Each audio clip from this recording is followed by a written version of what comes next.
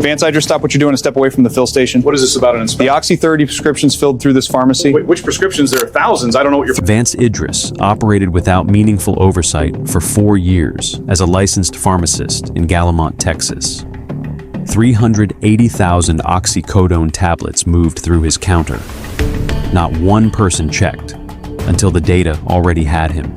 380,000 tablets over 4 years from one small drug mart. That number doesn't make sense to me. I need to see what you're using because I don't... He would not get the chance to explain those numbers. Within 72 hours, DEA diversion agents would seize his ordering ledgers, his distributor invoices, and a 4-year record of oxycodone purchases that had been sitting in a federal database the entire time he thought no one was watching. 380,000 tablets. 95,000 pill bottles worth of Schedule II narcotics moving through a strip mall pharmacy in a Texas town of 11,000 people. Every single transaction had been reporting itself to the government from the moment it happened. Vance Idris just never checked. Pay attention to the numbers in this case. 380,000 pills, one pharmacist, 4 years. Now think about how long it took anyone to walk through the front door of that pharmacy. Drop your guess in the comments before we get to the answer. Subscribe if you haven't. We break down how these schemes actually work, and this channel doesn't let these stories get buried. Vance Allen Idris was born in 1972 in Beaumont, Texas, the second son of a refinery pipefitter named Earl Idris and a bookkeeper named Marlene, who kept the family's finances laid out on a yellow legal pad every Sunday night. His childhood was ordinary in the way East Texas childhoods were ordinary in that decade. Window units humming in every room, a screen door on the back porch that never quite closed. Friday night football at the Port Neches Grove Stadium down the road. $2 a gallon gasoline at the Diamond Shamrock station where his father filled the F-15 every Saturday morning before driving out to the deer lease.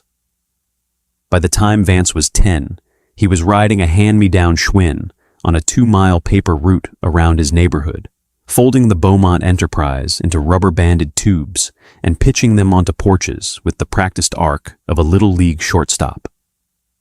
His mother made him keep the money in a Maxwell House coffee can on the kitchen counter. Every Sunday, she made him count it in front of her, note the total on the legal pad, and set aside 10% for what she called future Vance. Future Vance would need it, she said. Future Vance was going to be somebody. He graduated from Port Neches Groves High School in 1990, ranked 42nd out of a class of 268, and enrolled at Lamar University the following fall on a partial academic scholarship. He had wanted to study something with his hands. His guidance counselor steered him toward pharmacy. Steady work, portable license, decent pay, and, she said, a profession that stayed in demand no matter how the refineries were doing. He transferred to the University of Houston College of Pharmacy in 1993 and completed his Doctor of Pharmacy degree in 1997, graduating in the middle third of his class with faculty evaluations that described him as conscientious, quiet, and reliable in the laboratory setting. His first job was at a Walgreens in the Sharpstown neighborhood of Houston, where he worked the overnight shift for 4 years under a supervising pharmacist named Gerald Quan. Quan later described him to federal investigators as a solid pharmacist, not fast, not sloppy, just did his job. He met his wife, Carol, at a Baptist church singles group in 1999. They married the following spring at her parents' house in Nacogdoches. Their first daughter, Hannah, was born in 2001. Their second, Emma, arrived in 2004. In 2005, Vance took a staff position at a CVS in Conroe, then a lead pharmacist role at an HEB pharmacy in the Woodlands 2 years later. His annual performance reviews at HEB, later subpoenaed as background exhibits, used language like consistently meets expectations, works well independently, and demonstrates initiative in inventory management. He was making $98,000 a year. Carol was working part-time as a dental hygienist. The girls were in a good school district, and Vance, at 37 years old, was, by every measurable standard, a middle-class Texas professional living exactly the life his mother had labeled Future Vance on the yellow legal pad. Then in the summer of 2008, he took a call from an old classmate who was selling an independent pharmacy in a small town about 90 minutes northeast of Houston. The town was Gallimont, population 11,200, one traffic light, one Sonic drive-in, one pharmacy that had been operating out of the same strip mall storefront since 1986, and whose owner was retiring to Florida. Vance drove up on a Saturday to look at it. He signed the papers 90 days later. He was going to be somebody, and he was going to do it as his own boss. Gallimont Drug Mart opened under Vance Idris's ownership in October 2008. It was a 900-square-foot retail pharmacy tucked between a State Farm office and a Cato Fashions in a strip mall off Farm to Market Road, 1774. It had a lunch counter that Vance kept operating for the first 2 years out of a sentimental respect for the previous owner's community reputation, then quietly retired when it became clear no one was ordering the tuna melt anymore. It had a single pharmacist behind the counter, Vance himself, and 2 full-time technicians who rotated shifts. It served roughly 400 regular patients, most of them retirees on fixed formularies, a handful of families with insurance-paid pediatric scripts, and the usual small-town rotation of amoxicillin, lisinopril, metformin, and albuterol. The controlled substance regulatory architecture in the United States is one of the most heavily documented systems in commercial life, and understanding how it is supposed to work is the only way to understand what Vance Idris did to it. Every dose of every Schedule II narcotic that moves through the American supply chain, from manufacturer to distributor, to pharmacy to patient, is logged, cross-referenced, and reported to the Drug Enforcement Administration. Manufacturers file production quotas. Distributors file monthly sales data. Pharmacies file DEA Form 2, 2 orders, and maintain dispensing logs. The system generates a paper trail so exhaustive that in theory, a single tablet of Oxycodone 30 mg immediate release can be traced from the factory floor in New Jersey to the patient who swallowed it in Texas. The system does not, however, run itself. It relies on a professional backstop at exactly one point in the chain: the pharmacist. The pharmacist is the last licensed clinician who sees the prescription before the pills leave federal control. The pharmacist's professional judgment about whether a prescription is legitimate is, in the language of federal case law, the corresponding responsibility. A physician can write a prescription. A pharmacy can stock the drug. But the transaction is not legal unless the pharmacist has made an independent, documented determination that the prescription was issued for a legitimate medical purpose in the usual course of professional practice. The DEA maintains a public catalog of the red flags that pharmacists are trained, tested, and licensed to recognize. Patients traveling long distances to fill a prescription. Multiple patients receiving identical prescriptions from a single prescriber. Cash payment for high quantity. Schedule II narcotics when insurance is available. Prescriptions written by out-of-state or out-of-region prescribers. Patient presentation inconsistent with documented medical need. Any pharmacist in the United States, at any level of experience, is expected to know these red flags by rote. They are on the licensing exam. They are in the continuing education modules. They are in the manuals every DEA registrant receives when their registration is issued. Vance Idris held Texas Pharmacist License Number 04-3-1997 and DEA registration BI-6842391. He had renewed both without interruption since the year he graduated. In 14 years of ownership at Gallimont Drug Mart, he had passed every state board inspection. He had never received a formal complaint from a patient. He was the entire regulatory backstop for every controlled substance that left his pharmacy, and everyone who trusted the system trusted him to hold that line. The first oxycodone prescription in what would become the Gallimont operation was filled on March 14th, 2018, at approximately 2:47 in the afternoon. The patient was a 32-year-old man from Beaumont, whose driver's license listed an address 112 miles from the pharmacy. The prescription was for 120 tablets of Oxycodone 30 milligram immediate release, written by a physician named Dr. Roland Petit, whose practice was registered in Port Arthur. The patient paid cash, $480. Vance Idris filled it. He did not call the prescriber's office to verify. He did not ask the patient about the distance he had driven. He did not document any clinical inquiry into the medical justification for 120 tablets of the highest abuse potential oxycodone formulation on the market. He counted the pills into an amber bottle, labeled it, handed it over the counter, and dropped $480 in 20s into the register. He had been introduced to the arrangement 6 weeks earlier by a man he would later identify to federal prosecutors as Mitchell Grady, a middleman for a regional pill mill network operating across East Texas and western Louisiana. Grady's pitch had been simple. There were prescribers writing, there were patients presenting. What the network was short on was pharmacies willing to fill. The independents were the pinch point.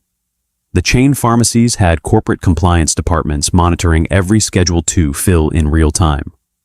The independents had one pharmacist, one register, and one owner with discretion over what walked out the door. The pricing was two-tier. Insurance reimbursed dispensing paid roughly $12 to $15 per prescription in pharmacy margin. Network dispensing paid a cash markup of $80 to $120 per 100-count fill, split between the pharmacy and the network's referral chain. On a busy Friday afternoon, an independent pharmacist could clear $4,000 in cash on network prescriptions alone. Vance Idris cleared it. Then he cleared it again the following Friday. And by the summer of 2018, the pattern was locked in. The escalation was gradual, and it followed a curve federal investigators would later describe as textbook. In April 2018, Galamont Drug Mart filled 41 network prescriptions. In July, it filled 112.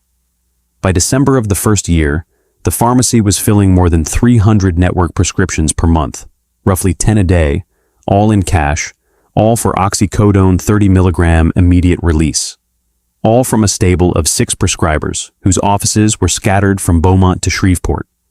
The physical infrastructure of the pharmacy did not change. The same 2 technicians worked the same shifts. The lunch counter stayed dark.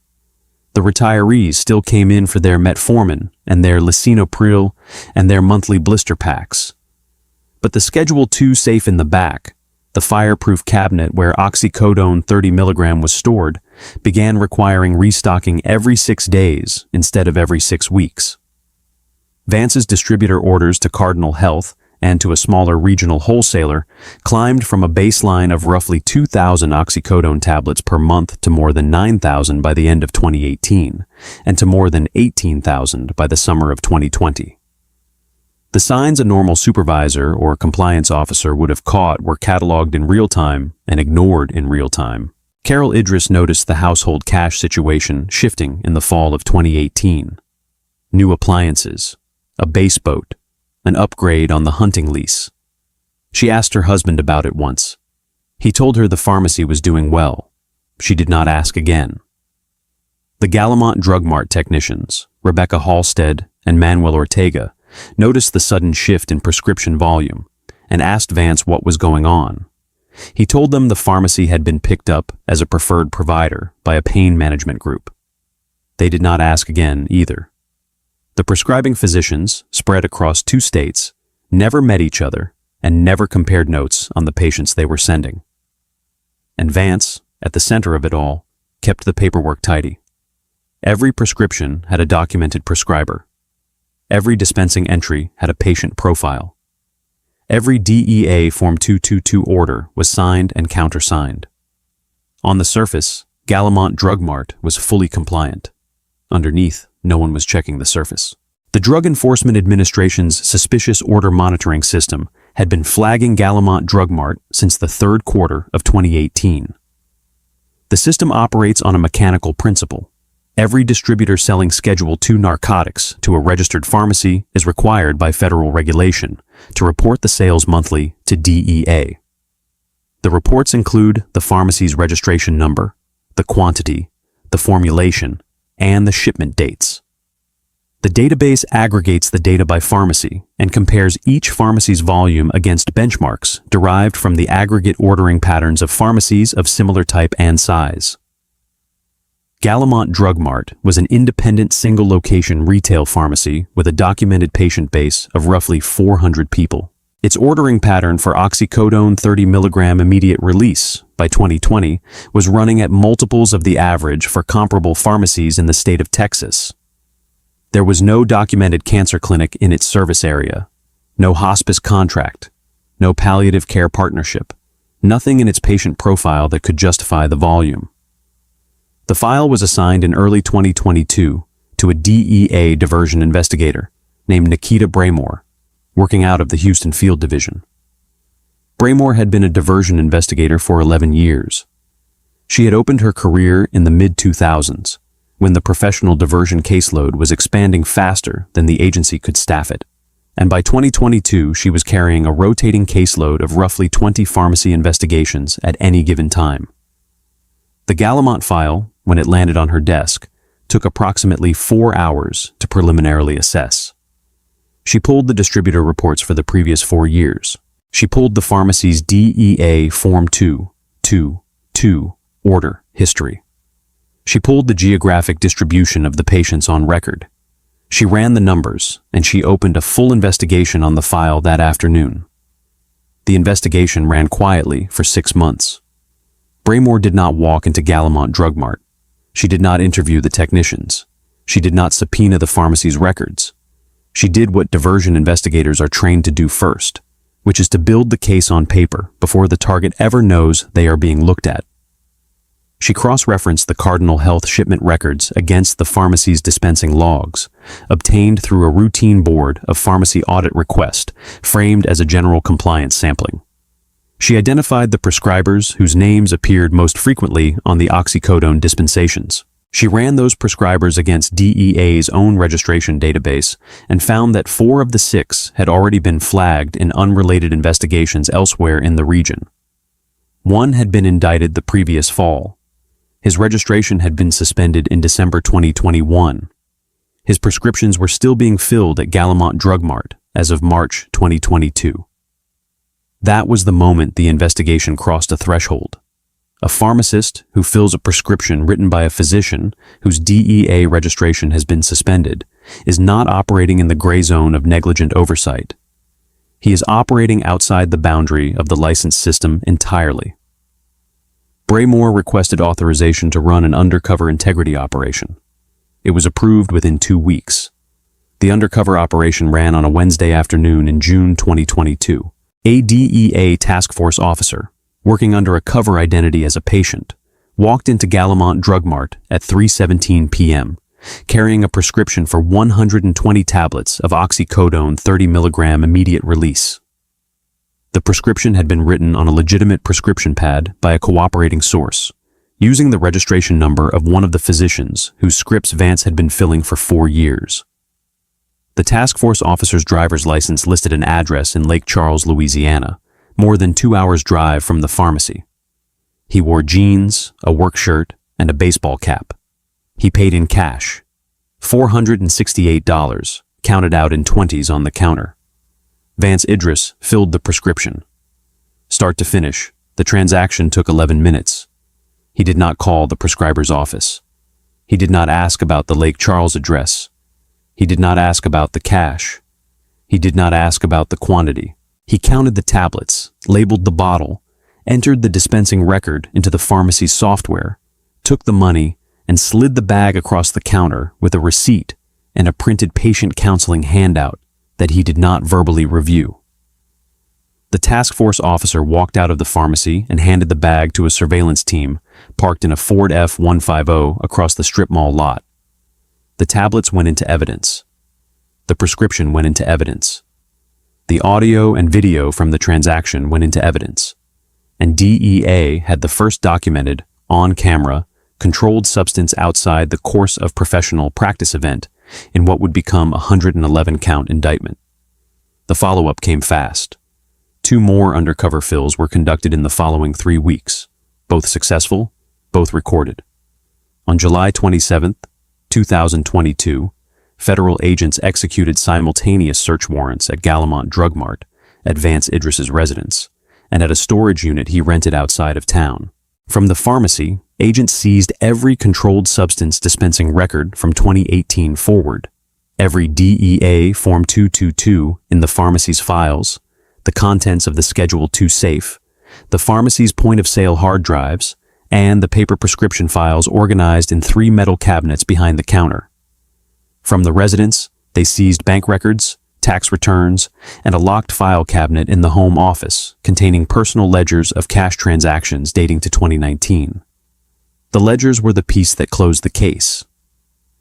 In Vance Idris's own handwriting, across 4 spiral-bound accounting notebooks, was a running month-by-month tally of network-related deposits, not a coded log, not a hidden set of books. A record he had kept because he was the son of a bookkeeper who had taught him to write everything down. The ledgers reconciled, to the dollar, with the cash deposits DEA had already pulled from his personal accounts through subpoena to Bank of America and to a credit union in Nacogdoches. Total documented cash deposits over the 4-year period, $2,418,000. The distributor data was the quiet weight beneath the whole file. Braymore had already assembled the multi-year record before the warrants were even served.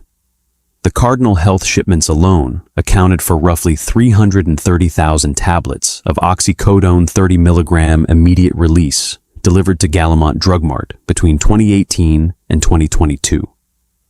The smaller regional distributor accounted for another 50,000. The dispensing records from the same period showed nearly all of that volume moving out to a stable of network patients whose addresses were concentrated in Beaumont, Port Arthur, Lake Charles, and Shreveport. The math was not close. It was overwhelming. We're heading into the confrontation and the courtroom now. If you appreciate this kind of coverage, the actual mechanics of how these cases get built, and the actual weight of the evidence when it lands, subscribe and hit the notification bell. We cover accountability cases that mainstream media walks past, and there is a new one every single week. The confrontation took place on the afternoon of July 27th, 2022, at 2:11 p.m., inside Galamont Drug Mart. Vance Idris was standing behind the pharmacy counter in a white lab coat, checking a stack of morning refill scripts, when the front door chimed and 8 federal agents walked in with a sealed warrant. The lead agent, Nikita Braymore, identified herself and presented the warrant across the counter. She was calm, professional, and matter-of-fact. She had done this 31 times in her career. Vance had done it 0. Braymore. Mr. Idris, I'm Investigator Braymore with the DEA Diversion Group. This is a federal search warrant for the pharmacy premises. We are also serving warrants at your residence and at your storage unit at this time. I need you to step out from behind the counter, please. Idris. What is this about? Braymore. It's about your dispensing of Oxycodone 30 milligram immediate release between 2018 and today. I'd like you to come with me to sit down. Idris. I've been filling those prescriptions in good faith. Every one of them had a prescriber. Every one of them had a patient. I have the records right here. Braymore. I know you have the records. I have been reading them for 6 months. Idris. You have been... Braymore. Mr. Idris, please step out from behind the counter. He did. He walked out through the swinging half door at the end of the pharmacy counter, still in his white coat, his hands slightly raised in the reflexive gesture of a man who had never been touched by a badge in 51 years of life. The technicians, Rebecca and Manuel, stood frozen by the register. One of them was crying. Vance was led to a folding chair set up near the front window and sat down. Braymore. Mr. Idris, we have conducted 3 undercover prescription presentations at this pharmacy over the last 6 weeks. In each of those presentations, you filled prescriptions bearing multiple red flags without inquiry or verification. We also have 4 years of your distributor ordering data. We have your dispensing logs. We have your prescriber concentration, and we have the ledgers from your home office. He was quiet for a long moment. He looked at the floor. When he answered, his voice was flat. "Idris, I want to speak to a lawyer." Those were the last words he spoke without counsel present.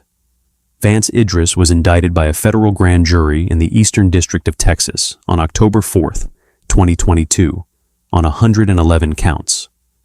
The lead charges were distribution of a controlled substance outside the usual course of professional practice, under 21 U.S.C. Section 841, and conspiracy to distribute a controlled substance, under 21 U.S.C. Section 846. The maintaining a drug-involved premises count, under 21 U.S.C. Section 856, was charged separately, count 1, and carried a 20-year statutory maximum on its own. His defense attorney was a Houston federal practice specialist named Aaron Delacroix. Delacroix filed the standard opening motions: a motion to suppress the ledger evidence on Fourth Amendment grounds, a motion to exclude the undercover recordings on entrapment grounds, a motion for a bill of particulars on the conspiracy count. All three motions were denied in a written order issued in February 2023 by U.S. District Judge Priscilla Rasmussen. Judge Rasmussen wrote that the distributor data alone would have supported the search warrants, that the undercover operations were textbook integrity testing rather than entrapment, and that the conspiracy count was pleaded with sufficient specificity to survive the motion. Delacroix and the government entered plea negotiations that spring. In May 2023, Vance Idris pleaded guilty to 3 counts. 1 count of conspiracy, 1 representative count of distribution outside the course of professional practice, and the maintaining a drug-involved premises count. In exchange, the government dismissed the remaining 108 counts. The plea agreement included a sentencing recommendation ceiling of 140 months and a floor of 120. It also included forfeiture of $2,418,000 in identified operation proceeds, permanent revocation of his Texas Pharmacist license, permanent surrender of his DEA registration, and a lifetime bar from any employment involving controlled substance handling. Sentencing was held on September 19, 2023, at the federal courthouse in Beaumont. 2 victim impact statements were read into the record. One was from the mother of a 24-year-old man in Lake Charles who had died of an oxycodone overdose in October 2021, holding a Gallimont Drug Mart pill bottle in his hand. Her statement was 6 paragraphs long. The relevant sentence, quoted at length in the sentencing memorandum, was this: "My son was not a patient. He was a customer. And you knew the difference every time you filled his script." Judge Rasmussen delivered her sentencing statement over the course of roughly 7 minutes. She addressed Vance Idris directly. "Rasmussen, you are a licensed professional, Mr. Idris. That license is not a credential you earn once and hold for the rest of your life without obligation. It is a continuous responsibility. The federal government